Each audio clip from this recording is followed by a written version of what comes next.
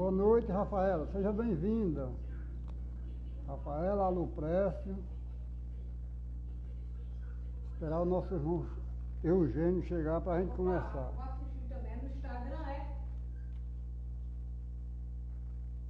Ricardo, seja bem-vindo, Ricardo.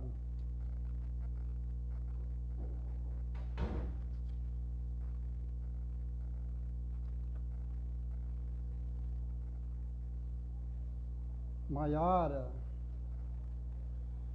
Boa noite, Maiara. Seja bem-vinda.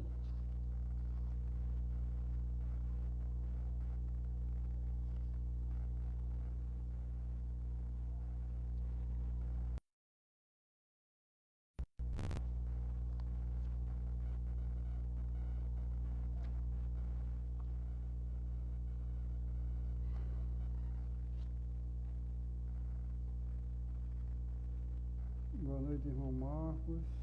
Estou entrando, mas já. Ok, meu irmão. Ok, muito obrigado pela sua presença. Estou só esperando o irmão Eugênio chegar para a gente começar. Eugênio chegou agora.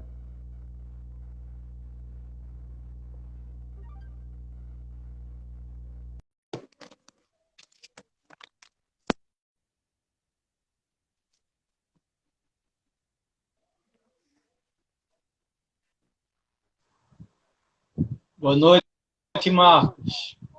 Boa noite, Eugênio. Como está, meu irmão?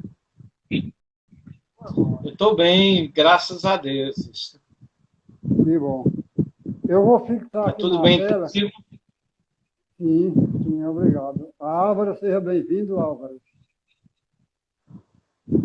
Eu vou fixar aqui na tela o tema da sua palestra, o pessoal ficar sabendo. Como o tema é muito grande, Eugênio, eu vou escrever aqui, não julgue a fim de que não seja julgado.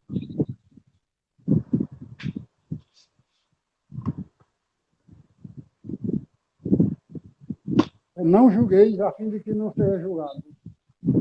Isso. Expedita, bem-vinda. Álvaro.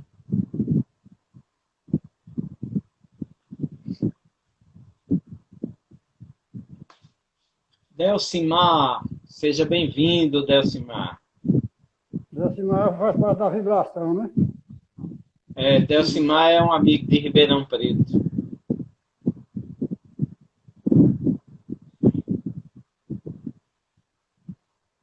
Rony Andrade, seja bem-vindo, amigo. Rony Andrade é um amigo lá de Paulista, Pernambuco. Ah, o pessoal estão chegando.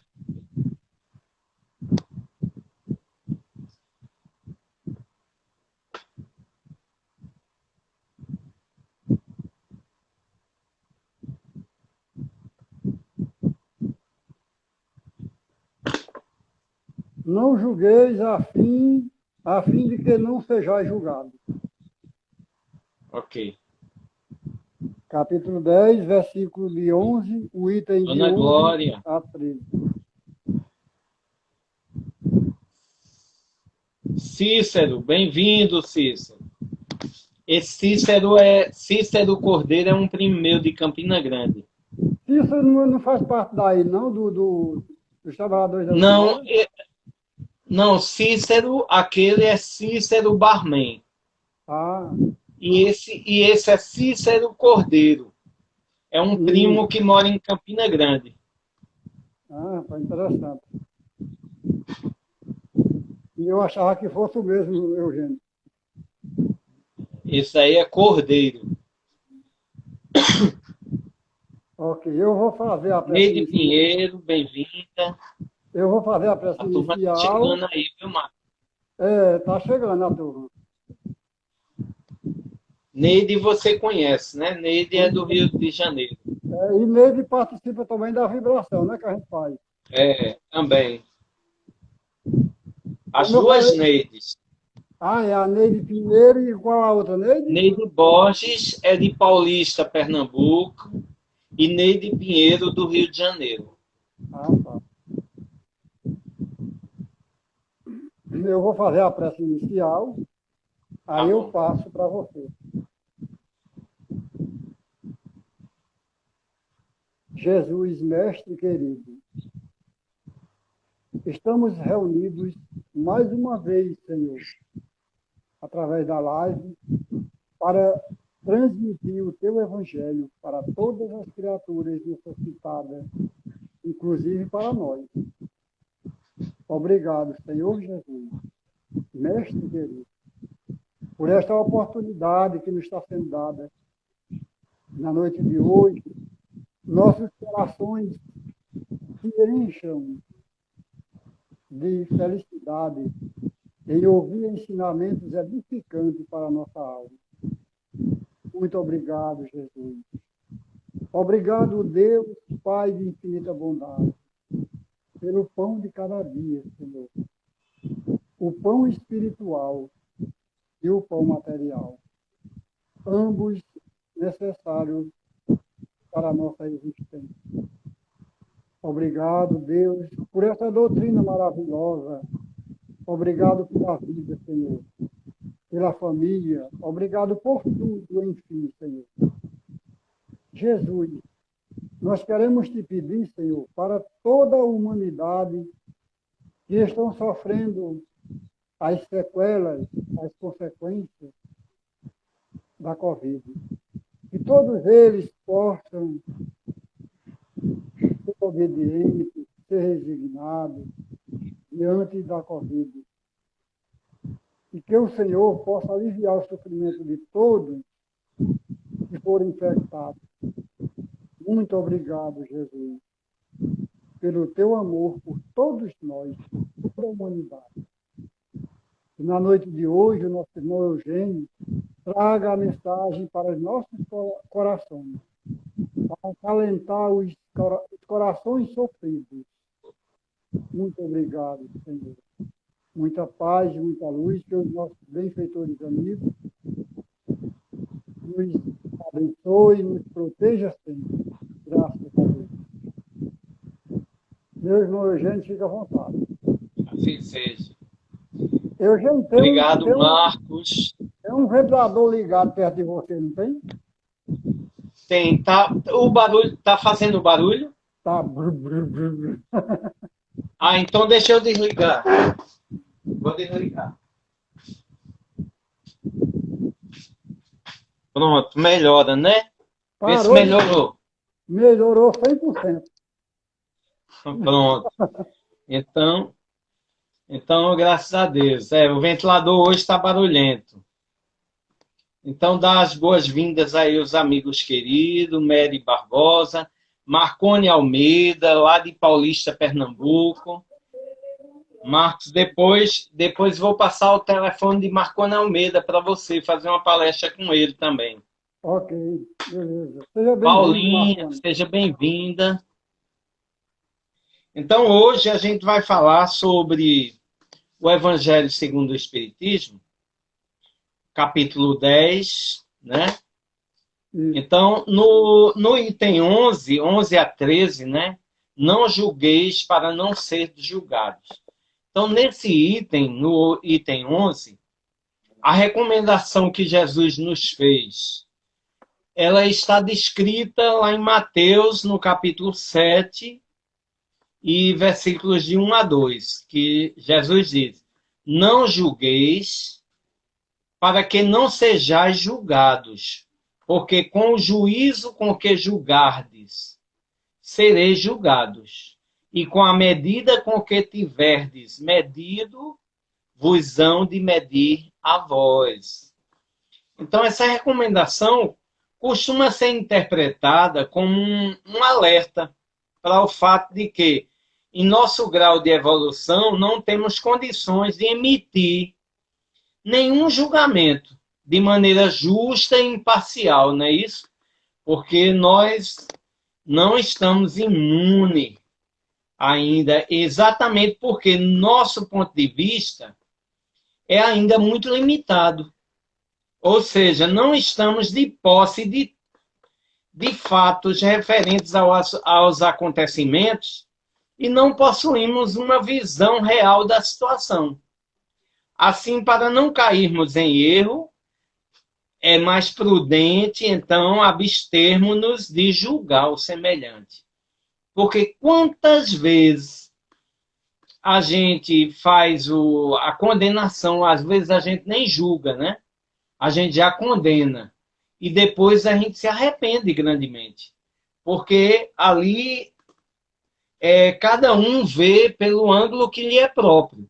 Muitas vezes a gente está em desarmonia e a gente percebe algo que não é o real, não é a verdade, né? Então, por isso, a recomendação de Jesus, para a gente ter muito cuidado com nossos julgamentos. E principalmente porque a gente só vê no outro aquelas imperfeições que a gente ainda possui. Quando a gente se despoja dessas imperfeições, a gente, na verdade, a gente não consegue mais perceber no outro, né? Então, é para a gente ter um cuidado em relação a isso. Podemos, porém, ampliar essa interpretação e compreendermos que Jesus poderia, igualmente, estar nos alertando para o fato de que não existe, em realidade, aquilo que costumamos chamar de juízo de valores. Pelo menos não como entendemos. Ou seja, não devemos julgar porque o critério que comumente a gente faz uso para definir o que é bem e o que é mal, não está exatamente de acordo com a realidade, se analisado do ponto de vista da vida eterna e do Espírito. Isso porque somos ainda imperfeitos, todos nós, né? Ainda somos muito imperfeitos. Então, como a gente é muito imperfeito, aí a gente parte daquele princípio que Kardec nos alertava. Cada um vê pelo ângulo que lhe é próprio. Então, se estivermos desarmonizados, a gente vê coisas que não existem, na verdade, em nosso irmão. Por isso, o cuidado quando formos julgar o semelhante, né? E essa recomendação de Jesus, com o mesmo vigor com que julgardes, serás julgados. Aí no item 12 do Evangelho, ele diz assim, então lhe trouxeram os escribas e os fariseus, uma mulher que fora apanhada em adultério. E a puseram no meio e lhe disseram, mestre, essa mulher foi agora mesmo apanhada em adultério. E Moisés, segundo a lei de Moisés, mandou apedrejar a estas tais adúlteras. Qual é a vossa opinião sobre isso? Perguntaram a Jesus esses fariseus. Diziam, pois, os judeus, eles tentando para o poderem acusar Jesus, tentando tentar Jesus. Porém, abaixando-se, Jesus pôs-se a escrever com o dedo na terra. E como eles perseveraram em fazer-lhes pergunta, ergueu-se Jesus e disse-lhes, aquele dentre vós que estiver sem pecado, atire-lhe a primeira pedra. E, tornando a baixar-se, escrevia na terra. Mas eles, ouvindo, foram saindo um a um, sendo os mais velhos os primeiros a se retirarem da presença de Jesus. E ficou só Jesus com a mulher, que estava no meio em pé. Então, erguendo-se, Jesus lhe disse, mulher, onde estão os que te acusaram? Ninguém te condenou? Respondeu ela, ninguém, Senhor. Então Jesus lhe disse, nem eu tampouco te condeno.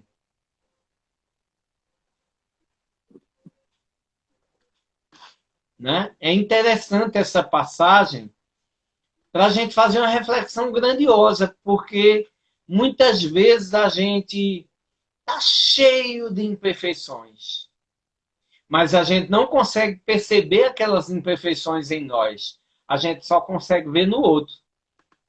Não é verdade?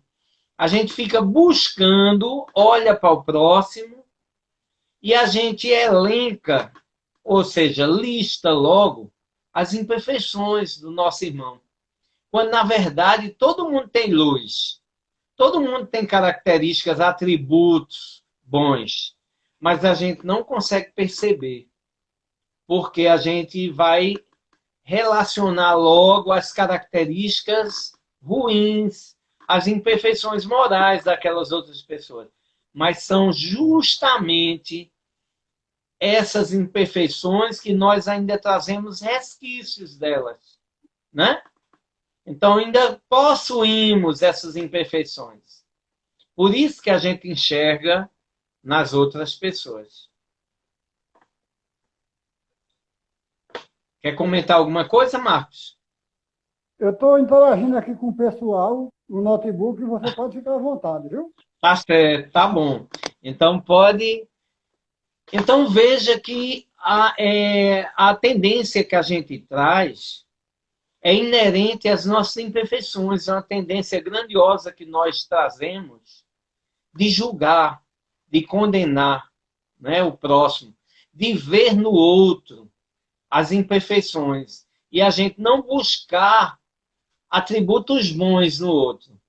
Então a gente olhar para aquela outra pessoa e buscar o que ela tem de melhor. Que era isso que Jesus fazia.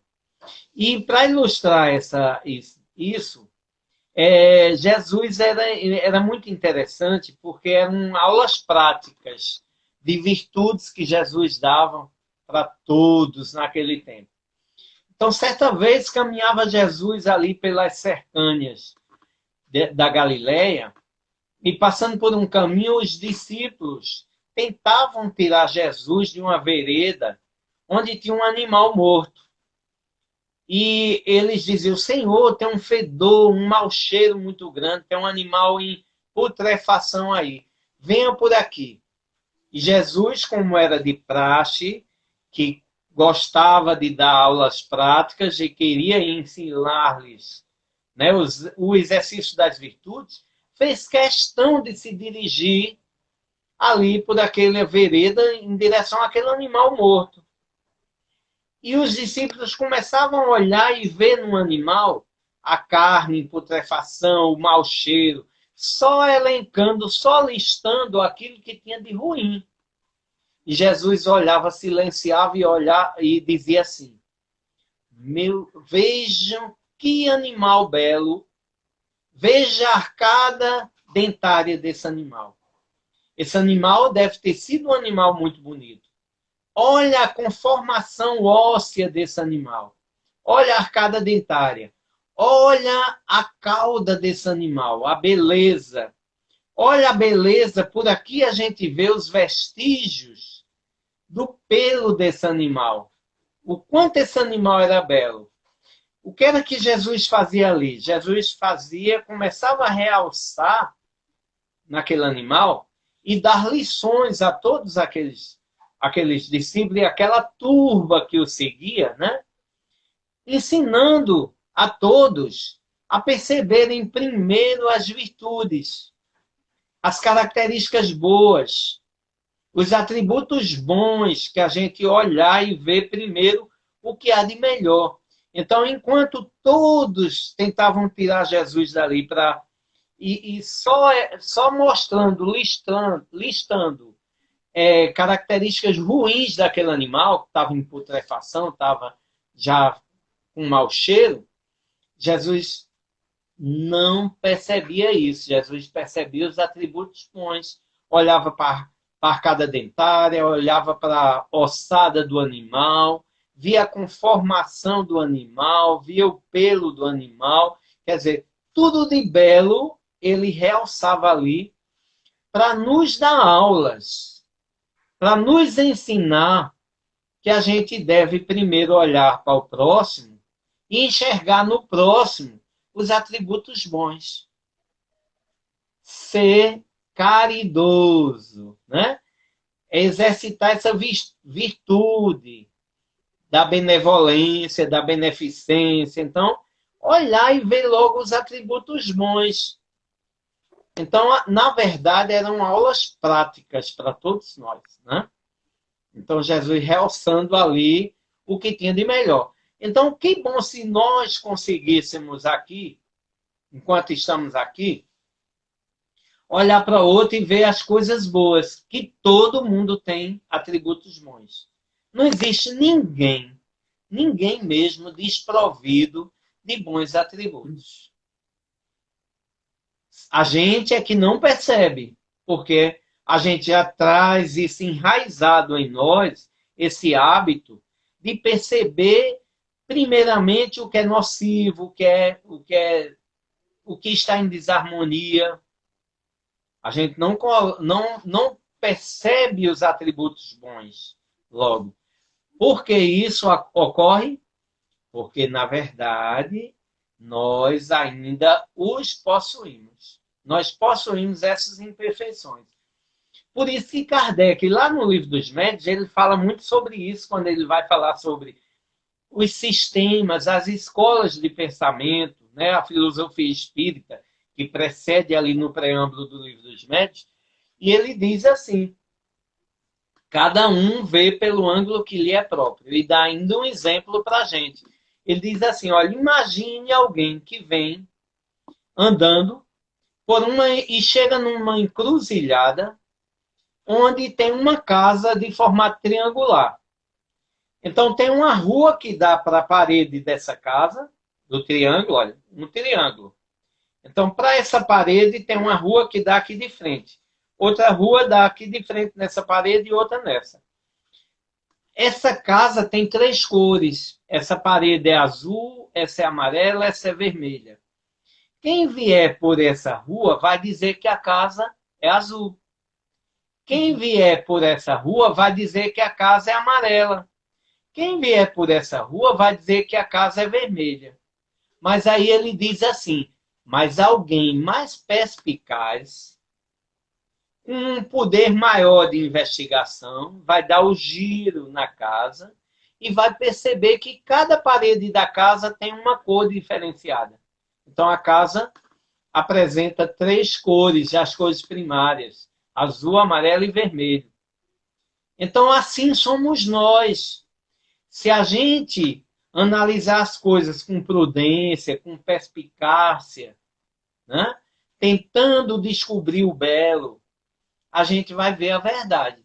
Mas se a gente, precipitadamente, a gente conclui aquilo que a gente percebe, aquilo não representa a realidade, porque na maioria das vezes representa o nosso pensamento inferior. A nossa inferioridade se coloca ali acima das nossas percepções. Então, o cuidado que a gente tem que ter. Quantas vezes a gente não já mudou de opinião, né? Que a gente agiu em relação ao próximo e analisou e disse assim, fulano, isso daí, ele é assim, assim, assim. Às vezes, por uma atitude que a pessoa cometeu, você nem conhece a pessoa, mas só observou uma atitude ou uma fala daquela pessoa e você já tirou conclusões precipitadas.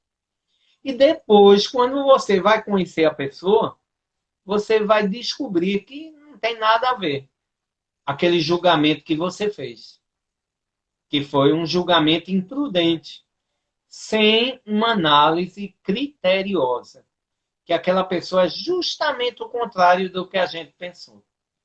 Né? Então, Jesus nos convida a ser prudentes, a ter esse cuidado antes de fazer qualquer julgamento. Porque primeiro, e ele diz ainda mais, ele diz, a gente deve ser severo consigo mesmo e não com o próximo. Então, a gente deve ser severo, não. Primeiro, a gente se analisar e dizer assim, não, eu estou com um pensamento inferior. Eu tenho certeza que não é isso que eu estou vendo em Marcos, em Fulano, né? Então, analisar. Então, a partir do momento que eu for analisar, eu vou descobrir que aquele primeiro pensamento, que era meu, estava errado, que eu tirei uma conclusão precipitada. Por isso que ele diz, aquele que estiver sem pecado, atire-lhe a primeira pedra. Olha, a prudência, mostrar para a gente para ser prudente. Se nós ainda temos aquela imperfeição, então silenciemos. Quando observar a mesma imperfeição que a gente tem no próximo, a gente deve calar, silenciar e ser severo conosco, buscando uma forma da gente. Então, buscando aquilo como um lembrete para todos nós. Olha, isso eu ainda possuo. Então, vou ter que me cuidar sobre isso, que é o meu ponto fraco. É o meu ponto sensível, é esse. Então, eu vou ter que ter cuidado. Quais são esses pontos sensíveis? Aquilo que a gente ainda erra, a maledicência, às vezes aquele pensamento que a gente pensa logo o pior do outro, né? Isso é maledicência. Ou a gente fala logo o pior, né? Descreve as características ruins do outro, quando nós ainda temos. Então, a gente tem que ter cuidado. E, peraí, eu não posso imaginar isso de Marcos, porque eu cometo esses mesmos erros. Né? Vou ver coisas boas em Marcos. E depois, quando a gente vai investigar, eu descubro que aquilo que eu vi em Marcos foi um simples reflexo meu. Marcos não possui aquilo que eu vi. Fui eu me vi refletido nele. Se a gente agir com prudência, se a gente agir com bastante cuidado em nossos julgamentos. Né? Então, a gente tem que ter muito cuidado com essa forma de pensar em relação ao próximo. Né? Ô, Eugênio, é porque nós servimos de espelho, né, para o outro, para o outro ver, Isso. para o outro ver em nós o que tem nele. Muito bom. Isso mesmo, Marco. Antes de me tornar espírita, eu agia muito de forma imprudente. E quando eu me tornei espírita, a primeira coisa que eu tentei fazer, exercitar, foi isso. Quando alguém chegava e contava algo para mim, eu silenciava e orava. Meu Deus, eu acho que não é isso. Isso é um reflexo. Eu não quero ver isso em fulano. Eu vou procurar ver luz nele. Então, aí aquela pessoa fazia um comentário não muito bom e eu ia analisar a pessoa procurando pontos positivos naquela pessoa. Marcos, isso é maravilhoso, porque você descobre pontos de luz naquela criatura. Né? Então, aí você ser severo consigo.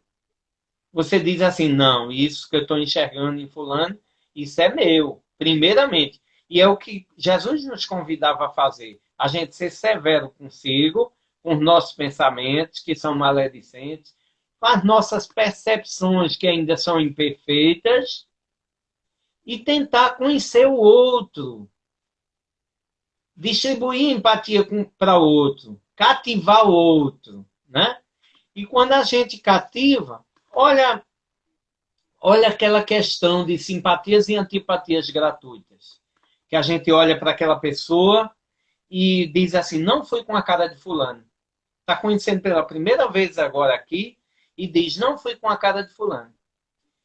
Mas quando você faz um esforço para conquistar aquela pessoa, você descobre nele um grande amigo, um grande irmão. Sempre. E você vai ver que não é aquilo que você pensou à primeira vista. Não era daquela forma. Já aconteceu muito comigo. Eu olhava assim para a pessoa e tinha uma certa... E Emmanuel, falando sobre isso, ele diz assim, olha, quem primeiro percebe a presença não é a vítima, é o algoz. Então, aquele a quem a gente fez mal, é a gente que vê primeiro. A gente vê a vítima, a nossa vítima ali. Porque se a gente faz um mal a alguém e a gente cortou o caminho, nunca mais encontrou, quando um dia você chegar e ver aquele, digamos que eu vou entrando numa rua e vejo aquele a quem eu fiz mal entrando no outro lado da rua. A primeira reação para desviar o caminho é minha, porque foi eu que fiz o mal e eu não sei o que é que ele tramou para se vingar de mim. E Emmanuel diz isso. Então, quando você sentir uma certa animosidade em relação ao seu próximo, faça um esforço grandioso para conquistá-lo. E você terá nele um grande amigo. Você vai cativar essa criatura, né? Então, veja que ensinamento maravilhoso, né? Então, é a gente ser criterioso conosco, né? E ser tolerante e indulgente com o próximo. É o convite, é o que Jesus nos convida a fazer aqui no Evangelho. Aí ele diz assim, a censura de conduta alheia pode ter dois motivos. Primeiro, reprimir o mal, ou o outro, desacreditar a pessoa cujos atos criticamos. Então, quando a gente quer desacreditar a pessoa, esse motivo jamais tem escusa, pois decorre da maledicência e da maldade. O primeiro, que é criticar, o desacreditar, né? Reprimir o mal. O primeiro é reprimir o mal. O primeiro pode ser louvável, porque a gente quer extinguir o mal.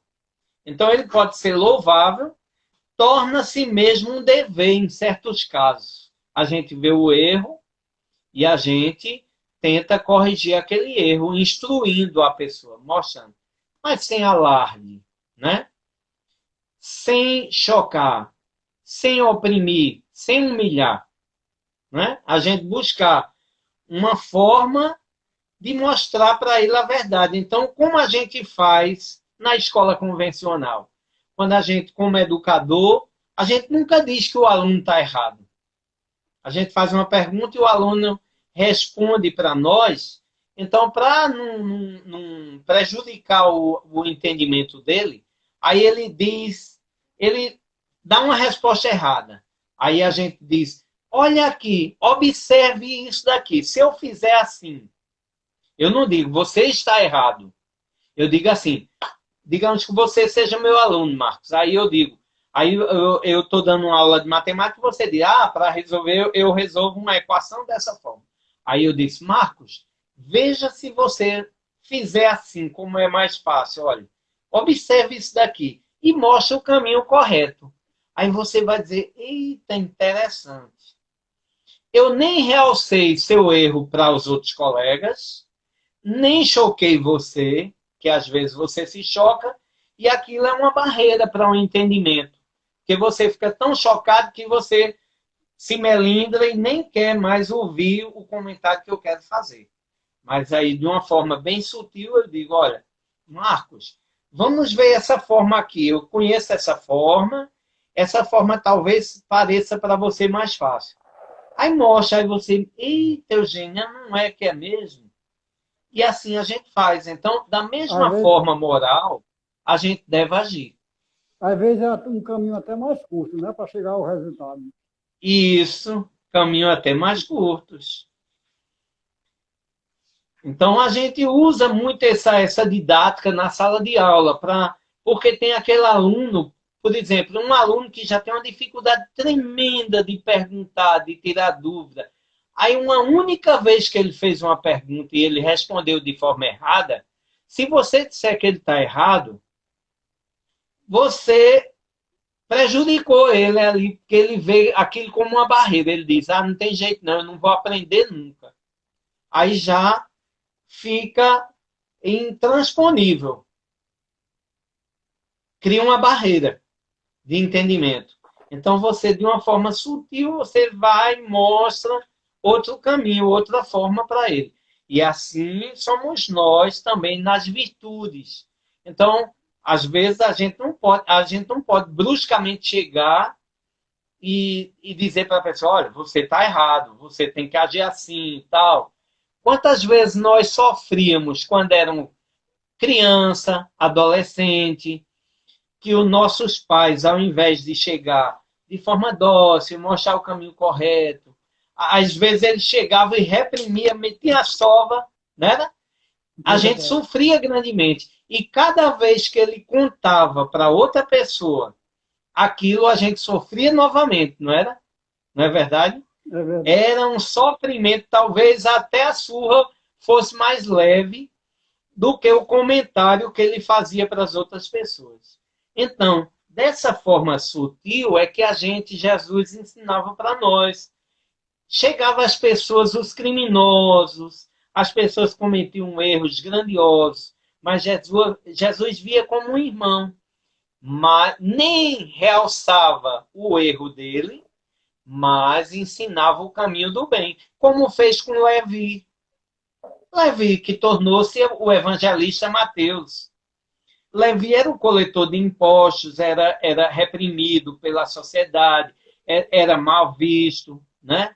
Ali por todos. E Jesus o acolheu grandemente como um discípulo querido, né? E foi mostrando o lugar certo até que ele mudou tanto que ele mudou de nome. Para ser evangelista, ele passou a se chamar Mateus, né? E assim foram todos, né?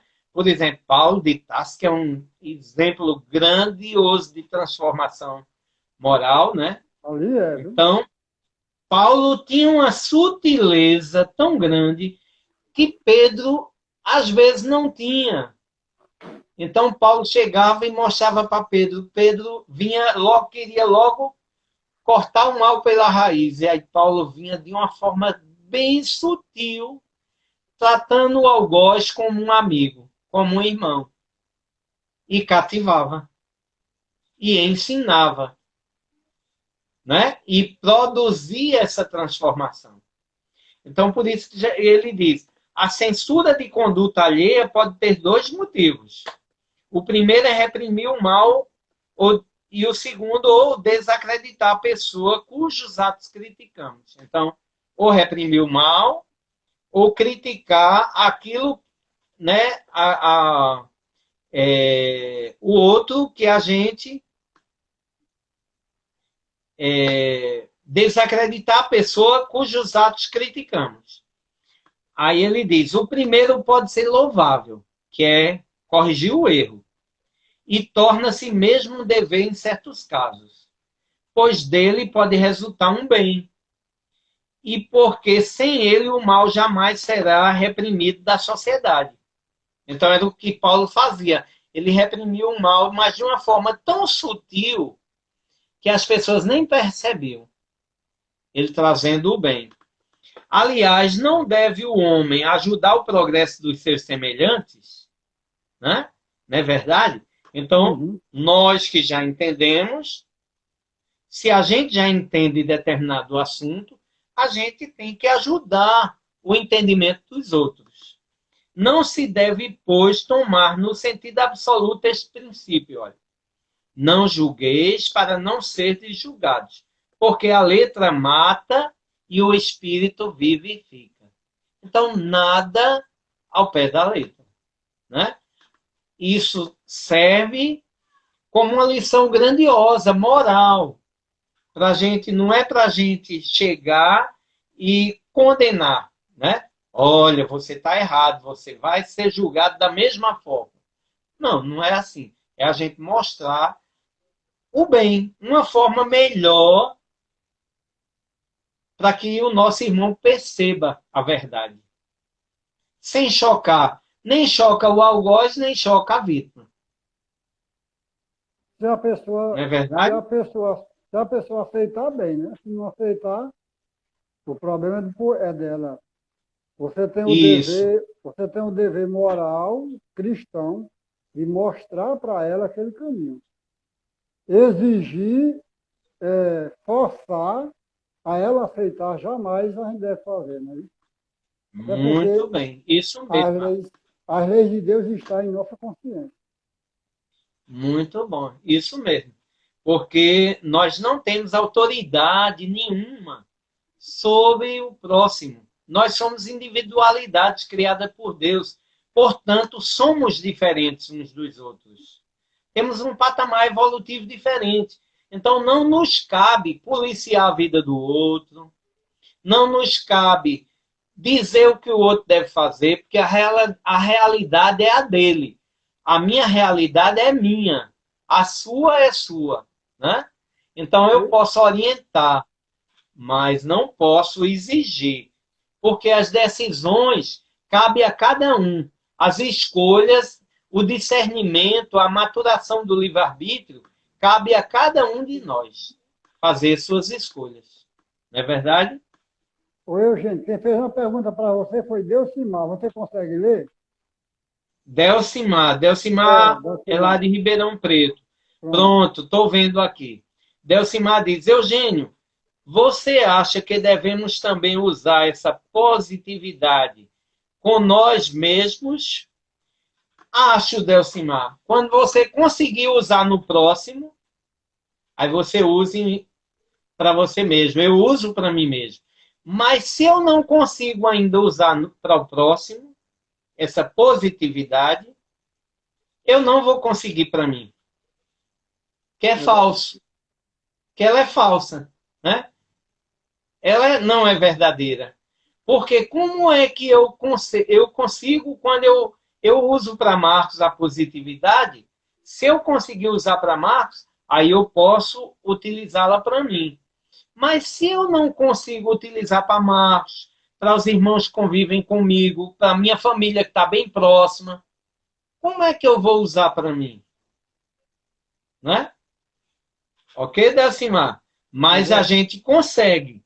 Se a gente exercitar isso com o próximo, olha, quem é o meu próximo? É qualquer pessoa que está no raio de minhas percepções. Qual é o raio das minhas percepções? Quem eu enxergar, quem eu ouvir, quem eu sentir, quem eu ouvir falar, está no raio de minhas percepções.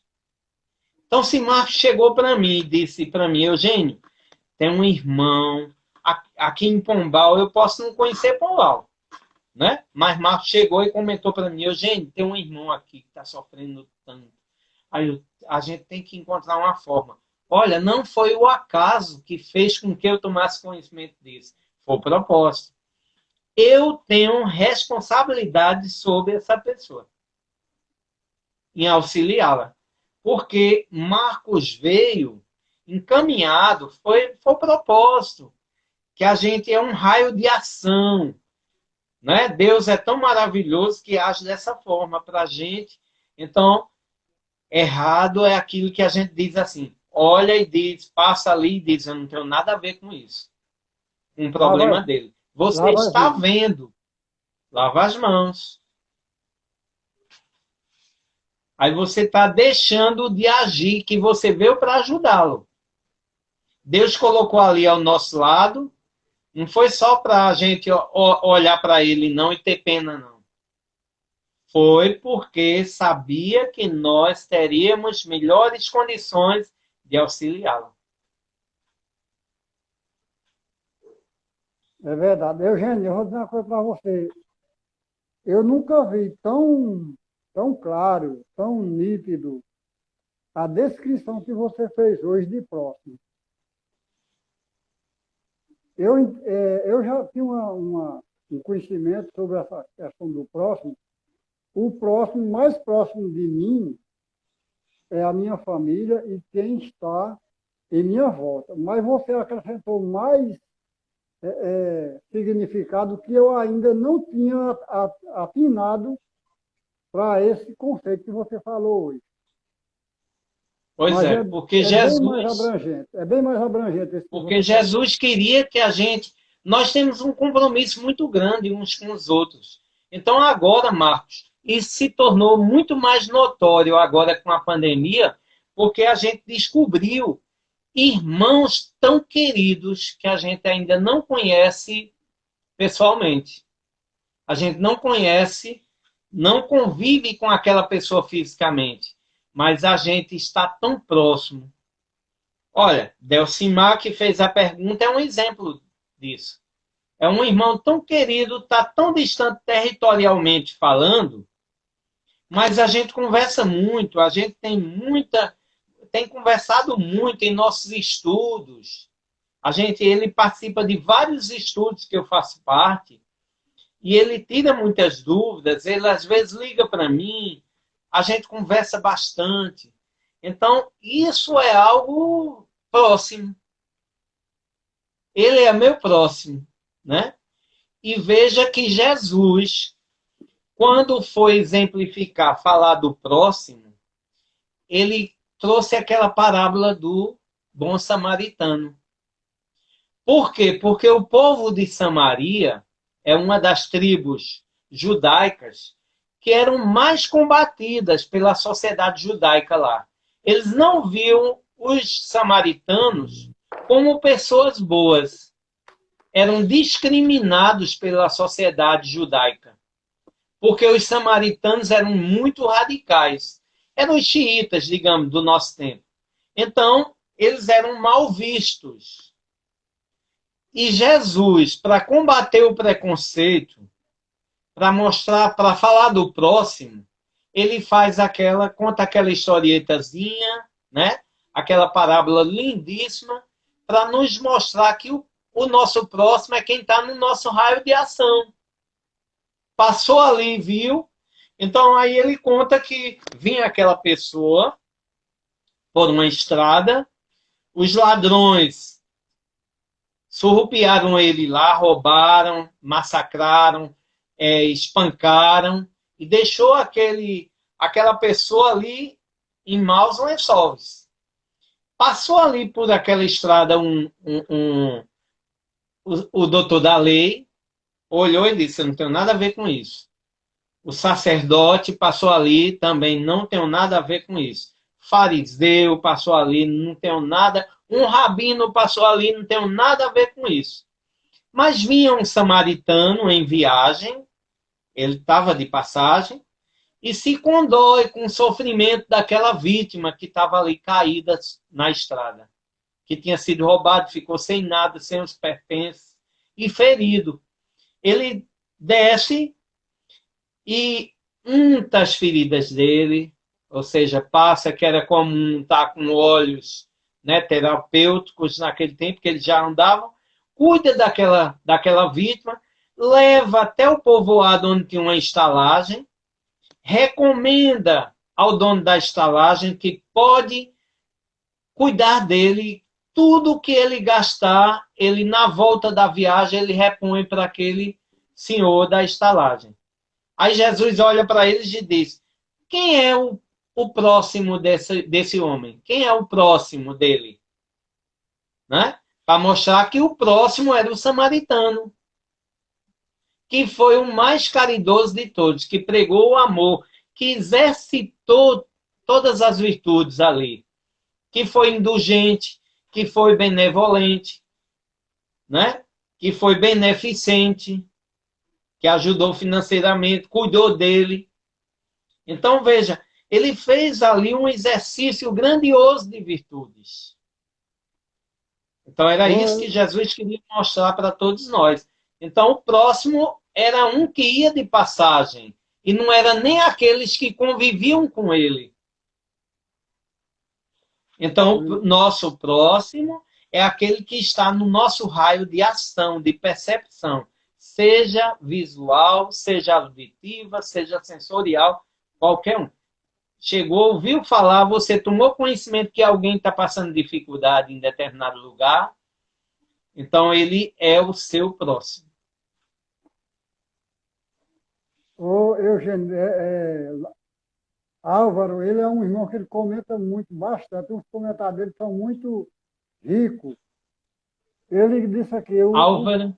lê o comentário dele, por favor. Gente. Ele está dizendo aqui, Álvaro Gonçalves. Álvaro é de onde, Marcos? Ele é do Recife. É de Recife, né? Ele está sempre presente em minhas lives. Agora, eu tinha dúvida se era Álvaro de lá de Recife ou se era Álvaro daqui da Paraíba. Tem um Ele não Álvaro pega. aqui também. Ele me Então, é o pega Álvaro também. de Recife, né? Então, Álvaro diz: o seu próximo é aquele que recebe sua energia diante a uma oração. O que vocês acham? Também, Álvaro, né? Está no raio de ação. Olha, se recebe sua energia, está no raio de ação. Então, uma vibração, um pensamento de amor, um pensamento solidário. Então, digamos, olha, Álvaro, liguei a televisão, ouvi um comentário de um crime e emiti meu pensamento de luz em relação àquela vítima e em relação ao criminoso. Tanto o criminoso como a vítima são meus próximos.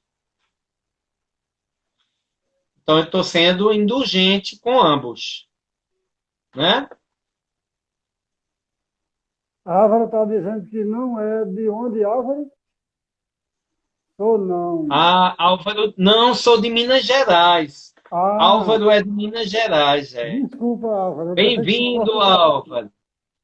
Álvaro é de Minas Gerais. Amigo, diga aí sua cidade, Álvaro. É Bom Despacho, Frutal. Tenho amigos em Frutal, tenho amigos em Bom Despacho, em Entre Rios, em Timóteo. Aí, Hoje, como não tem pergunta, vamos continuar aqui o comentário do vamos, Evangelho. vamos. Eu já, Vamos já ler aqui a última. Aí, Jesus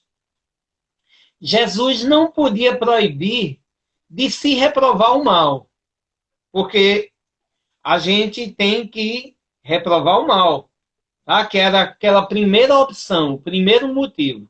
Então, Jesus não podia proibir de se reprovar o mal, pois ele mesmo nos deu exemplo disso. E o fez em termos enérgicos. Em várias passagens, Jesus combate o erro. Os vendilhões do templo, né? Jesus mostra que aquilo não é correto e ele é enérgico com aquele pessoal que estava negociando ali. Mas quis dizer que a autoridade da censura está na razão da autoridade moral daquele que a pronuncia. Olha que coisa importante, essa é a chave. A autoridade da censura está na razão da autoridade moral daquele que a pronuncia. Então, como é que eu posso corrigir o mal de um filho meu, Marcos? Um filho meu está cometendo um erro, digamos, está com um vício. Aí eu digo assim, olha, eu não quero que você fume. Quando, na verdade, eu faço uso do fumo. Eu não tenho autoridade. tem não. Então, eu vou ter muito mais autoridade. Não é com palavras, é com exemplo. Exemplo moral. Então, é eu tomar uma postura, nós tomarmos uma postura exemplar. Isso é que ensina. Então, reprime o mal é o exemplo do bem. Por isso que Pedro falava assim, o amor cobre uma multidão de pecados. O amor. Então, é a gente agir de forma correta para a gente servir de exemplo. Então, o notório, toda religião é boa. Então, a religião melhor é aquela que nos torna seres humanos melhores. Então, você pode estar lá no protestantismo e você ser uma pessoa boníssima. Então, aquela é a melhor religião para você. Né? Eu posso estar aqui na doutrina espírita e continuar como um espírito endurecido, calceta, né? Cometendo erros grandiosos, sendo maledicente. Então, ela não está servindo para mim. Então, qualquer uma lá, então, ela tem que nos tornar melhores. Então, eu tenho que ter autoridade moral. E como é que se conquista a autoridade moral? Pela reforma moral. A gente começar a modificar a nossa conduta, a nossa postura, que sirva de exemplo. Então, aí meu filho vai olhar para mim e dizer, não, meu pai é um exemplo né, de seriedade, é um exemplo de moral, porque ele não comete crimes, ele não é maledicente, ele isso. Então ele aprende comigo, ele segue meus passos. Mas aquela questão de faço o que eu digo, mas não faço o que eu faço, não funciona. Então por isso que Jesus vem nos ensinar, para a gente reprovar o mal, a gente reprova com autoridade moral. Então, por isso que ele diz, a autoridade da censura está na razão da autoridade moral daquele que a pronuncia. Tornar-se culpado daquilo que se condena nos outros é abdicar dessa autoridade.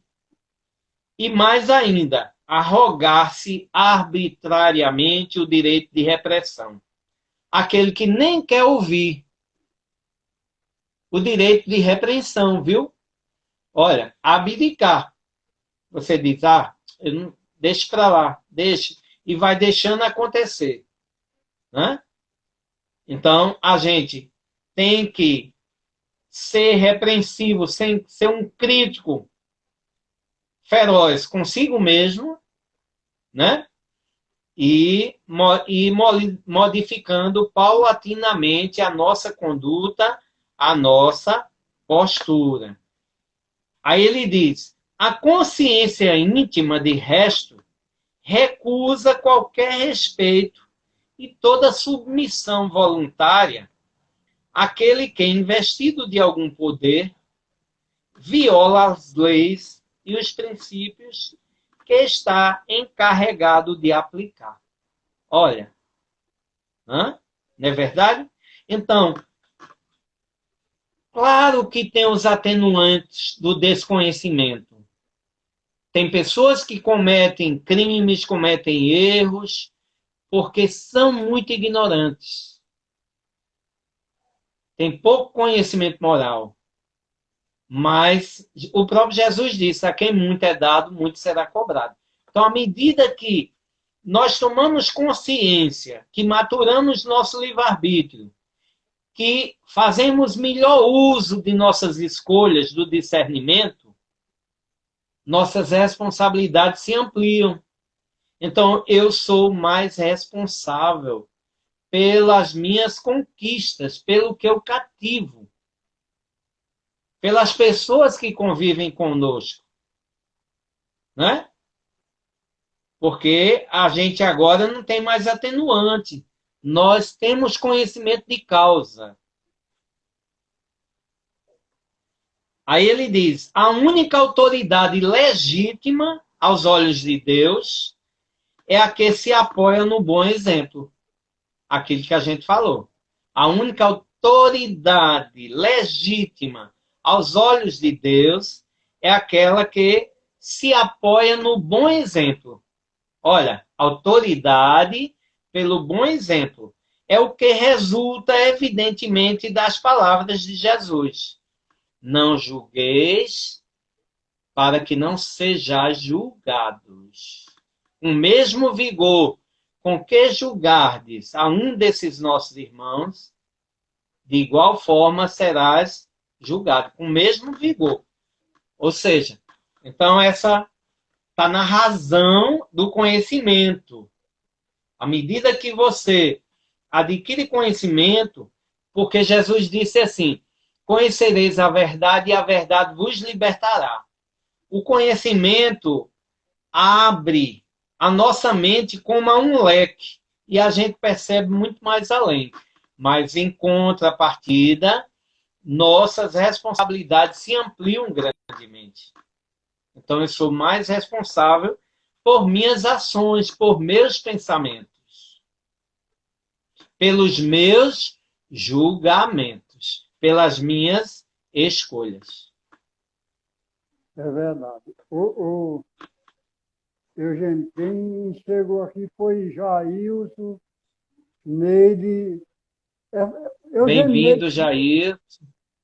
O nosso irmão Neide Jonas. Borges ou Neide Pinheiro? Neide Borges. Bem-vinda, Neide Borges. Neide Borges é de Paulista, Pernambuco. Faz parte da vibração também, né, Eugênio? Faz parte da vibração também. Divulgando o Espiritismo é Hélio. Hélio é de Palmeira, lá no Paraná. Ah, que bom.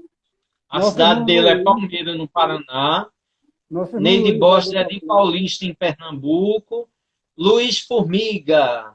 É aqui do Nova Luz. Elineuma Paiva. Olha, essa Elineuma Paiva é minha prima legítima, Marcos. Ela é. A mãe dela mora em Pombal, minha tia mora em Pombal. E ela Sim. mora. Atualmente, ela morava em Tucuruí, no Pará. Agora parece estar morando no.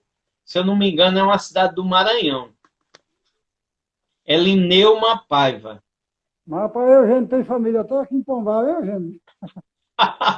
Ah, eu tenho uma tia, irmã da minha mãe aí em Pombal. Coisa boa, rapaz. É, ela Então, mora aí, uma tia querida. Luiz é aqui do Nova Luz. Luiz é do Nova Luz, né? Olha, É, Dona Glória está aí também, Glória Freire, né?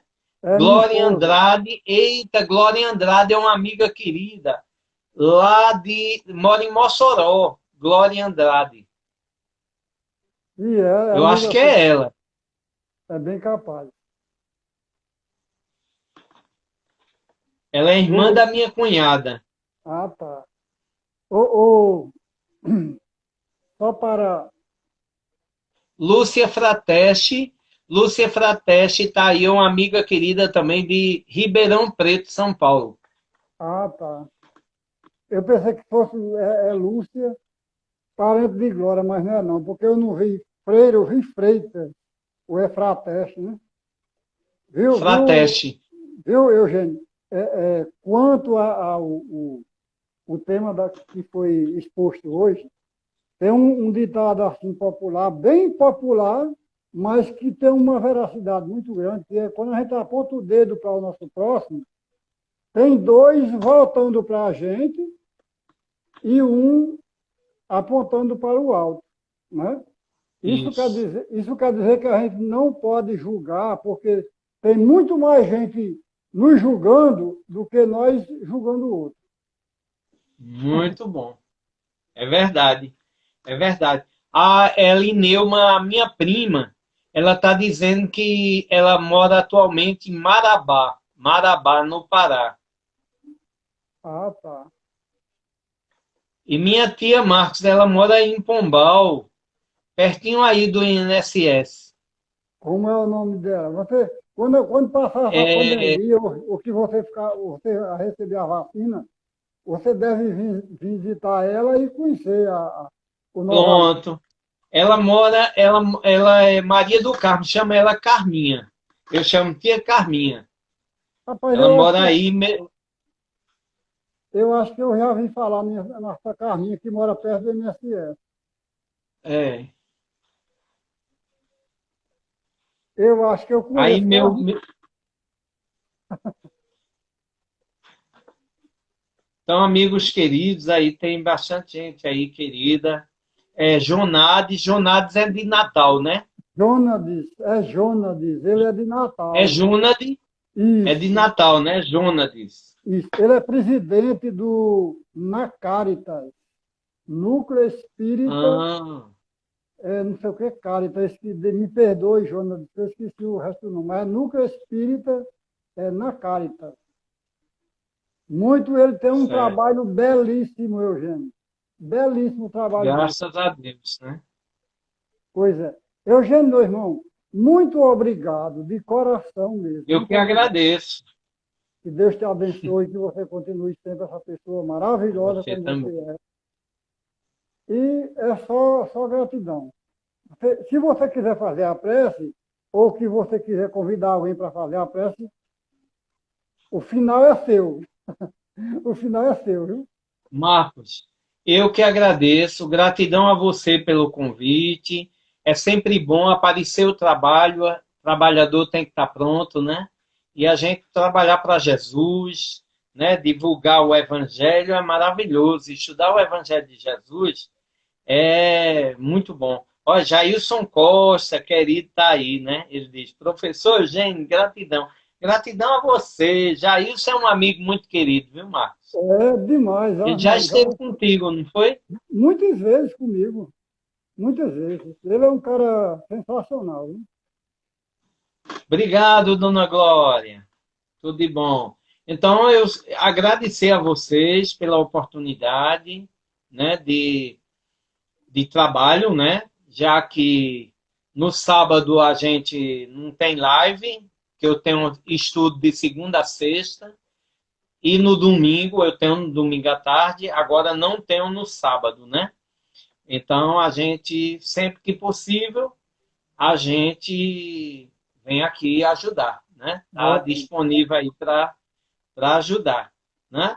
Se o amigo Jailson Costa quiser vir entrar para fazer a prece de encerramento, será muito bem-vindo, porque ele é um amigo muito querido, me ajuda bastante, ele é amigo, uma grande conquista dessa pandemia. É Jailson ótimo. Costa. Se Ele é você ótimo. quiser vir, Jailson, fazer a prece final, fique à vontade. Vai ser um prazer dividir aqui a tela para nós três aqui e Com ouvir certeza. sua prece aqui. Chama ele aí, Marcos. Jair, quer entrar, meu irmão, para fazer a prece?